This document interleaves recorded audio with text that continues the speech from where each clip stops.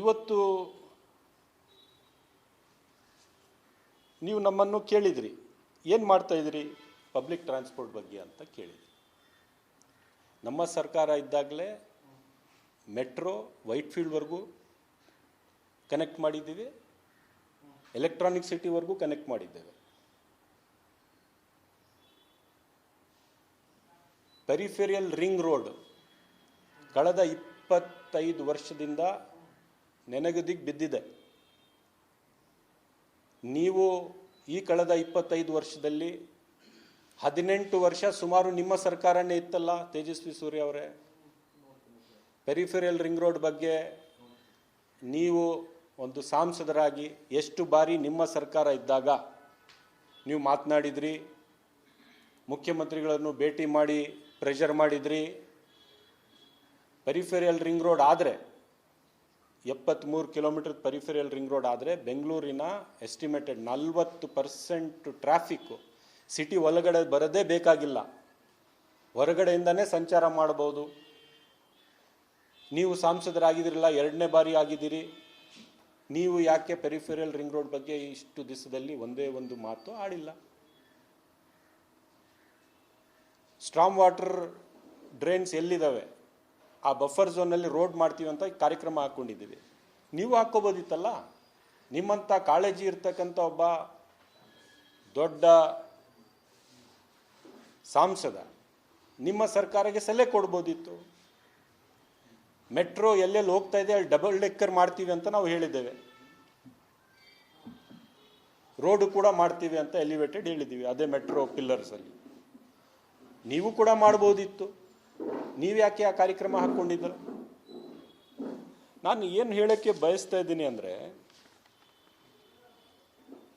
ನೀವು ಇವತ್ತು ಏನೋ ಕಾಳಜಿಯನ್ನು ತೋರಿಸ್ತಾ ಇದ್ದೀರಿ, ಅವತ್ತೇ ತೋರಿಸಿ. ನಿಮ್ಮ ಕೈಯಲ್ಲಿ ಇರ್ತಕ್ಕಂಥ ಅಧಿಕಾರದಲ್ಲಿ ಅದನ್ನು ಮಾಡಿಬಿಟ್ಟಿದ್ರೆ ಬಹುಶಃ ಬೆಂಗಳೂರು ನಗರ ಈ ಮಟ್ಟಕ್ಕೆ ಇವತ್ತು ಸಂಚಾರದ ದೃಷ್ಟಿಯಲ್ಲಿ ಸಫರ್ ಆಗಬೇಕಂತ ಅಗತ್ಯ ಇರಲಿಲ್ಲ.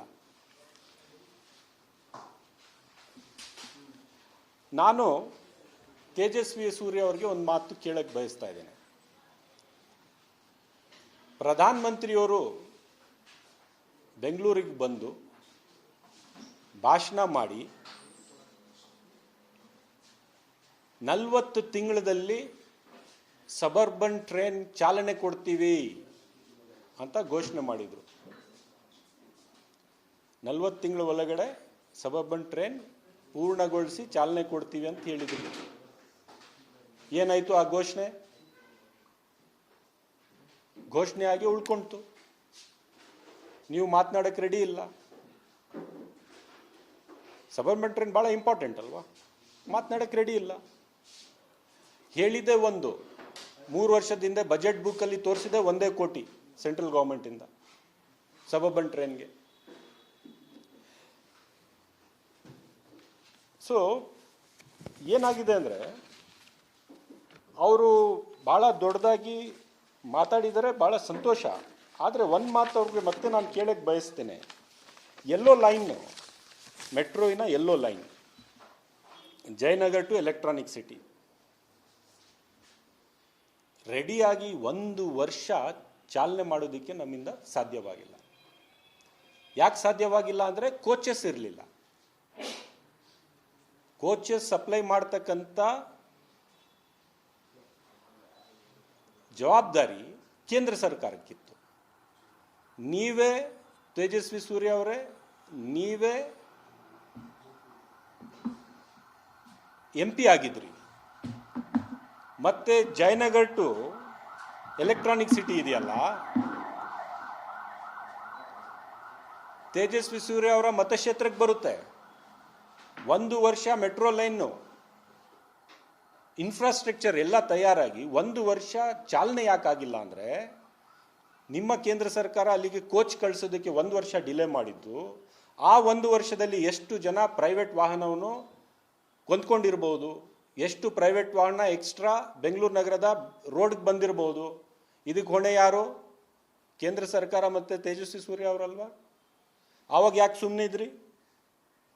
ನಮ್ಮ ಮೇಲೆ ನೀವು ಮಾತಾಡ್ತಾ ಇದ್ದೀರಿ, ಮೇಕ್ ಇನ್ ಇಂಡಿಯಾ ಅಂತ ಹೇಳ್ತಾ ಇದ್ದೀರಿ. 11 ವರ್ಷದಲ್ಲಿ ಇವತ್ತು ಕೂಡ ಚೈನಾಯಿಂದ ತಯಾರಾಗಿರ್ತಕ್ಕಂಥ ಕೋಚಸ್ ಇವತ್ತು ನಾವು ಮೆಟ್ರೋಗೆ ಬಳಕೆ ಮಾಡ್ಕೋಬೇಕು. ಇವತ್ತು ಉತ್ತರ ಕರ್ನಾಟಕಕ್ಕೆ ಒಂದು ಮೆಟ್ರೋ ಕೋಚ್ ಮ್ಯಾನುಫ್ಯಾಕ್ಚರಿಂಗ್ ಫ್ಯಾಕ್ಟ್ರಿ ಕೊಡಿ. ಯಾಕೆ ಕೊಡೋದಿಲ್ಲ? ಯಾಕೆ ಇಲ್ಲಿ ಮ್ಯಾನುಫ್ಯಾಕ್ಚರ್ ಮಾಡೋದಿಲ್ಲ? ನಮ್ಮ ರಾಜ್ಯದ ಯುವಕರಿಗೆ ಉದ್ಯೋಗ ಯಾಕೆ ಸೃಷ್ಟಿ ಆಗಬಾರ್ದು? ನೀವು ಅದನ್ನು ಮಾಡೋದಕ್ಕೆ ರೆಡಿ ಇಲ್ಲ. ನಮ್ಮ ಮೇಲೆ ಹೇಳ್ತಾ ಇದ್ದೀರಿ ಪಬ್ಲಿಕ್ ಟ್ರಾನ್ಸ್ಪೋರ್ಟ್ ಬಗ್ಗೆ ನಿಮಗೆ ಆಸಕ್ತಿ ಇಲ್ಲ ಅಂತ. ಇವತ್ತು ಬ್ಲೂ ಲೈನ್ ಚಾಲನೆ ಕೊಟ್ಟಿದ್ದೀವಿ. Silk board to KR Puram ವೇಗವಾಗಿ ನಡೀತಾ ಇದೆ ಕೆಲಸ. ಪಿಂಕ್ ಲೈನ್ ನಡೀತಾ ಇದೆ. ಬನ್ನರ್ಘಟ್ಟ ಟು ನಾಗವಾರ ವೇಗವಾಗಿ ನಡೀತಾ ಇದೆ.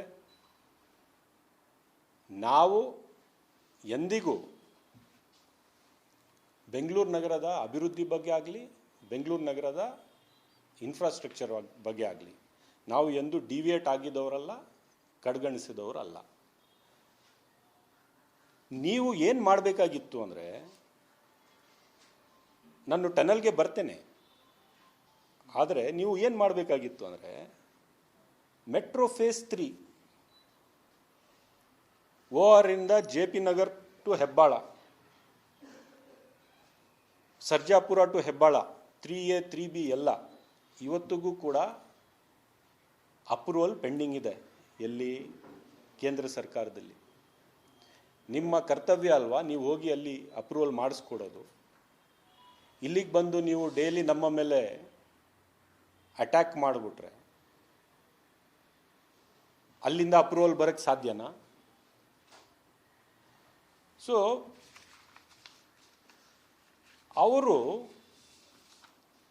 ಅವರ ಸರ್ಕಾರ ಇದ್ದಾಗ ಅವ್ರು ಮಾಡಿದ ಕೆಲಸ ಏನು? 5 ವರ್ಷ ಅವರ ಸರ್ಕಾರ ರಾಜ್ಯದಲ್ಲಿ, ಕೇಂದ್ರದಲ್ಲಿ ಅವರ ಸರ್ಕಾರ, ಅವರೇ ಸಂಸದರು. ಇದೆಲ್ಲ ಎಂದಿಗೂ ಅವ್ರಿಗೆ ಜ್ಞಾಪಕ ಬಂದಿಲ್ಲ. ಅವಾಗ ಜ್ಞಾಪಕ ಬಂದಿದ್ದೇನು ಗೊತ್ತಾ? ಅವರ ಸರ್ಕಾರ ಇದ್ದಾಗ ಮುಸಲ್ಮಾನರು ಸರಿ ಇದ್ದಾರೋ, ಪಂಚರ್ ಆಗ್ತಾ ಇದ್ದಾರೋ, ಏನು ಮಾಡ್ತಾ ಇದ್ದಾರೆ? ಯಾರು ಪಂಚರ್ವಾಲ, ಯಾರು ಹಲಾಲು, ಯಾರು ಹರಾಮು, ಯಾರು ಜಟ್ಕ, ಯಾವ ಮಾಂಸ ಯಾರು ತಿನ್ನಬೇಕು, ಯಾವ ಬಟ್ಟೆ ಯಾರು ಧಾರಿಸ್ಬೇಕು, ಯಾರ ಜೊತೆಗೆ ಯಾರು ಮದುವೆ ಮಾಡ್ಕೋಬೇಕು, ಇದನ್ನೇ ಅವ್ರು ಮಾಡಿದ್ದು. ಯಾಕೆ ಮಾಡಿದ್ರಿ ನೀವು ಆ 5 ವರ್ಷದಲ್ಲಿ? ನಿಮ್ಮ ಸರ್ಕಾರಕ್ಕೆ ಒಂದೇ ಒಂದು ಭೇಟಿ ನಿಮ್ಮ ಮುಖ್ಯಮಂತ್ರಿಗಳಿಗೆ ಭೇಟಿ ಮಾಡಿ ಬೆಂಗಳೂರು ನಗರದ ಯಾವ ನೀವು ಇಶ್ಯೂಸ್ ಇವತ್ತು ತೆಗೆದುಕೊಂಡಿದ್ದೀರಿ ಆ ಇಶ್ಯೂಸ್ ಬಗ್ಗೆ ಮುಖ್ಯಮಂತ್ರಿಗಳಿಗೆ, ಅಂದಿನ ಮುಖ್ಯಮಂತ್ರಿ BJPಯ ಮುಖ್ಯಮಂತ್ರಿ ಅವರಿಗೆ ಯಾಕೆ ಭೇಟಿ ಮಾಡಿ ಒತ್ತಾಯ ಮಾಡಿಲ್ಲ ಅಂದರೆ ಜನರು ಜಾಗೃತರಾಗಿರ್ತಾರೆ. ನೀವು ಅವತ್ತು ಯುವಕರನ್ನ ದಾರಿ ತಪ್ಪಿಸಿದ್ರಿ ಹಿಂದೂ ಮುಸಲ್ಮಾನ್ ಅಂತ ಹೇಳಿ. ಆವಾಗ ನಿಮಗೆ ಇದೆಲ್ಲ ಜ್ಞಾಪಕ ಬಂದಿಲ್ಲ. ಟ್ರಾಫಿಕ್ ಸಮಸ್ಯೆನೂ ಬಂದಿಲ್ಲ, ರಸ್ತೆ ಗುಂಡಿನೂ ಬಂದಿಲ್ಲ, ಮೆಟ್ರೋ ವಿಸ್ತೀರ್ಣ ಬಗ್ಗೆ ನಿಮಗೆ ಇದಿರಲಿಲ್ಲ, ಸಬರ್ಬನ್ ಟ್ರೈನ್ ಬಗ್ಗೆ ಏನಿಲ್ಲ.